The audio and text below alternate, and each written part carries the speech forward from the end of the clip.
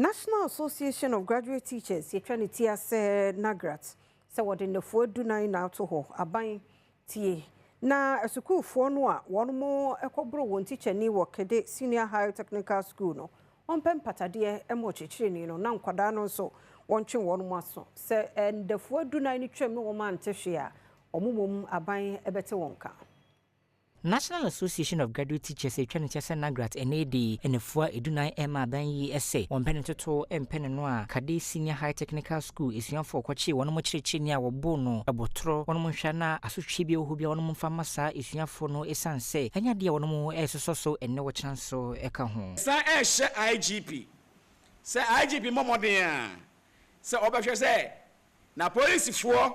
it was a police for your baby. Omo say mo frana na omo video no nyina no obetumi ache wo mo na ye do makọ court na ne amra ne se no eni omo adi eni tini agina self video so ema IGP 14 working days ye ma IGP 14 working days se wantumi anche sa mo fra nyina a no mo video no mo no mo for ma nkọ court na court and prosecute omo de ya ne ye ka kire Ghana manfo nyina ne se nyame ya Adom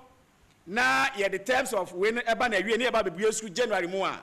ye bue school a teacher ni die na obekọ classroom eno no Sunday eto asoya wono no hwe adisiansem so sanso na Ghana Education Service na nanom hemfo ene ba modwumeku ahodo a ewo wono mo mantem no nyina se yema yesi nyina no e kire se teacher for ye hia race allowance teacher for ye hia race allowance ne ye gye no 2026 ya ye ma nko e kire kura enye sa yemufu a ne yebesi no o ma ne yentumi nso ano ne ye se obebo teacher fo ho ban e wo Ghana fa na nyinara sanka be yempo a e na nka kwa meda ho mpo a anka zoom police anasa community police no anka mutumi nya bi e wo schools na mo patrol a e kopem emra anka schools ne be pon a anka betumi aboa na anka safety na ye hwe no yansa etumi